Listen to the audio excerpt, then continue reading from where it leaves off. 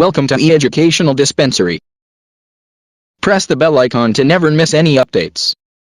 اعوذ باللہ من الشیطان الرجیم بسم اللہ الرحمن الرحیم رب اشرح لی صدری ویسر لی امری واحلل عقدۃ من لسانی یفقہوا قولی۔ ہماری یہ سیریز معلومات حج عمرے میں زیارت مکہ مکرمہ کا یہ تیسرا پارٹ ہے۔ اس سے پہلے 2 پارٹ ہو چکے ہیں جس سے انشاءاللہ آپ نے فائدہ اٹھایا ہوگا، معلومات میں آپ کا کافی اضافہ ہوا ہوگا۔ اب تیسرے پارٹ میں ہم دیکھتے ہیں کہ زیارت جو ہے مسجد جن کی، مسجد جن مسجد حرام کی شمال کی جانب 3 کلومیٹر کی مسافت پر واقع تاریخ اسلام کی ایک عظیم یادگار سمجھی جاتی ہے۔ اس کی وجہ یہ ہوئی کہ یہاں پر نبی کریم صلی اللہ علیہ وسلم کے ہاتھ پر جنات کی ایک جماعت نے اسلام قبول کیا۔ مستند تاریخی کتب سے معلوم ہوتا ہے کہ ایک بار آپ صلی اللہ علیہ وسلم اپنے جلیل القدر صحابی حضرت عبداللہ بن مسعود رضی اللہ عنہ کو ہمراہ لیے رات کے وقت اس جگہ پہنچے۔ آپ صلی اللہ علیہ وسلم نے حضرت عبداللہ بن مسعود رضی اللہ عنہ کو ایک خاص مقام سے آگے بڑھنے سے منع فرمایا کہ کہیں جنات انہیں نقصان نہ پہنچا دیں۔ پھر آپ کی ملاقات جنات کے گروہ سے ہوئی جنہوں نے اسلام قبول کیا اور آپ صلی اللہ علیہ وسلم سے اسلامی تعلیمات حاصل کرنے کے بعد واپس چلے گئے۔ قرآن پاک کی سورۃ جن وہیں ایسی واقعے کے تناظر میں نازل ہوئی۔ بعد ازاں اسی مناسبت سے وہاں ایک وسیع و عریض مسجد تعمیر کی گئی ہے جسے مسجد جن کا نام دیا گیا۔ اگلی زیارت جو ہے وہ ہے مسجد شجرہ کی۔ یہ 13ویں زیارت ہے مسجد شجرہ۔ حضرت عمر رضی اللہ عنہ بیان کرتے ہیں کہ رسول اللہ صلی اللہ علیہ وسلم ہجوم کے مقام پر تھے جب کچھ کافروں نے اسلام کی دعوت کو رد کر دیا۔ پھر رسول اللہ صلی اللہ علیہ وسلم نے دعا فرمائی، اے اللہ مجھے کوئی ایسی نشانی دکھا جس کے بعد مجھے لوگوں کے انکار کی کوئی فکر نہ ہو۔ اس کے بعد نبی کریم صلی اللہ علیہ وسلم کو ایک قریبی درخت کو بلانے کی ہدایت کی گئی۔ آپ صلی اللہ علیہ وسلم کو حیرت ہوئی کہ درخت زمین کو پھاڑ کر رسول اللہ صلی اللہ علیہ وسلم کی طرف چل پڑا۔ معجزاتی درخت نے رسول اللہ صلی اللہ علیہ وسلم کو سلام کیا اور رسول اللہ صلی اللہ علیہ وسلم کے حکم کے ساتھ ہی اپنی جگہ پر لوٹ گیا۔ آپ صلی اللہ علیہ وسلم نے فرمایا کہ اب مجھے لوگوں کے انکار کی کوئی فکر نہیں۔ یہ چھوٹے سائز کی مستطیل نما مسجد ہے جو کہ مسجد حرام سے تقریباً 700 میٹر کے فاصلے پر واقع ہے۔ اس کا داخلی دروازہ مغرب سے ہے اور اس کے اوپر ایک بڑا گنبد جنوب مشرق کونے سے ملحق ایک خوبصورت مینار ہے۔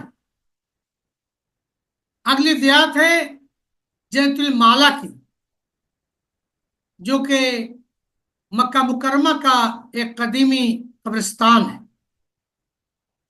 اسے مکہ معظمہ میں قدیم ترین اور سب سے بڑی قبرستان قرار دیا جاتا ہے۔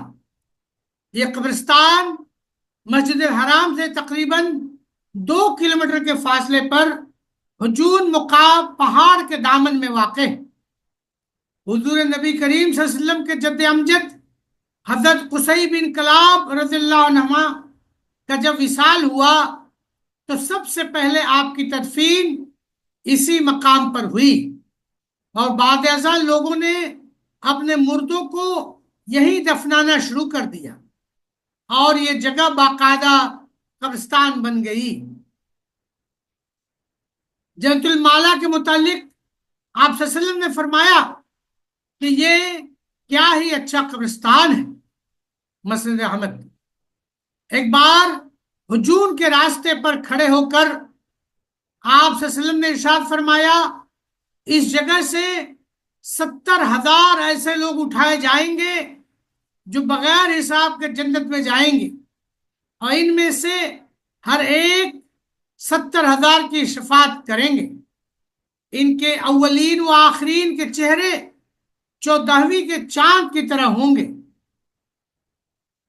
اسی قبرستان میں ام المومنین حضرت خدیجہ رضی اللہ عنہا اور آپ صلی اللہ علیہ وسلم کے صاحبزادے قاسم بھی آسودہ خاک ہیں. رسول اللہ صلی اللہ علیہ وسلم کے آبا و اجداد چچاؤں کی قبریں بھی اسی قبرستان میں ہیں. ام المومنین اسما بن ابو بکر، ان کے بھائی عبد الرحمن بن ابو بکر، ان کے صاحبزادے عبداللہ بن زبیر اور آپ صلی اللہ علیہ وسلم کے جملے صحابہ کی آخری آرام گاہیں بھی اسی قبرستان میں موجود ہیں. اگلی زیارت ہے، یہ ہے ابو جہل کا گھر.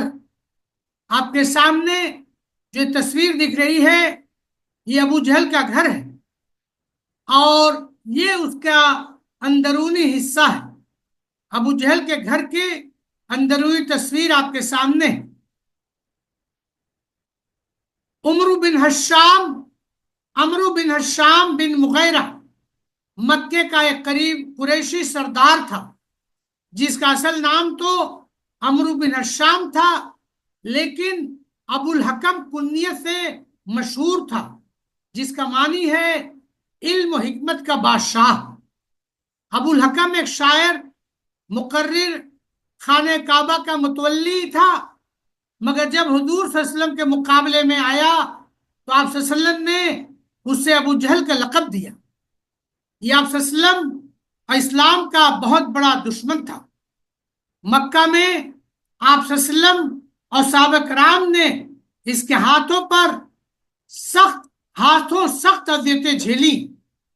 یہ عمرو بن حشام یعنی ابو جہل جنگ بدر میں یعنی 13 مارچ 624 عیسوی کو قتل ہوا.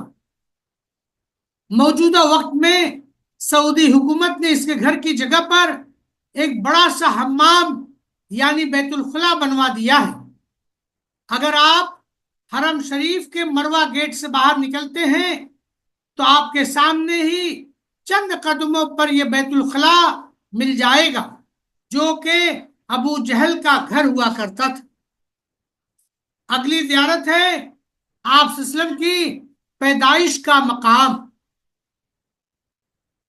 وہ مقام جہاں آپ صلی اللہ علیہ وسلم کی ولادت باسعادت ہوئی وہ مکہ میں صفا و مروہ کے باہر کی جانب ایک میدان ہے. اسی کے آخری سرے پر موجود ہے. موجودہ سعودی حکومت نے اس مکان کی جگہ کو محفوظ رکھتے ہوئے اس کی اثر نو تعمیر کی ہے اور اسے ایک لائبریری کی شکل دے دی گئی ہے. اگر آپ کی خواہش ہے کہ وہاں جا کے استفادہ حاصل کریں تو لائبریری کے کھلنے کا وقت معلوم کر لیں اور استفادہ بھی کریں اور مقام کی زیارت بھی کریں. یہاں تک ہمارے تیسرا ایپیسوڈ تھا. چوتھا ایپیسوڈ بھی آپ ضرور دیکھیں تاکہ مکہ مکرمہ کی مزید زیارتوں کی معلومات آپ کو ہو سکے. وآخر دعوانا ان الحمدللہ رب العالمین. السلام علیکم ورحمۃ اللہ وبرکاتہ. Subscribe now and press the bell icon. Never miss an update.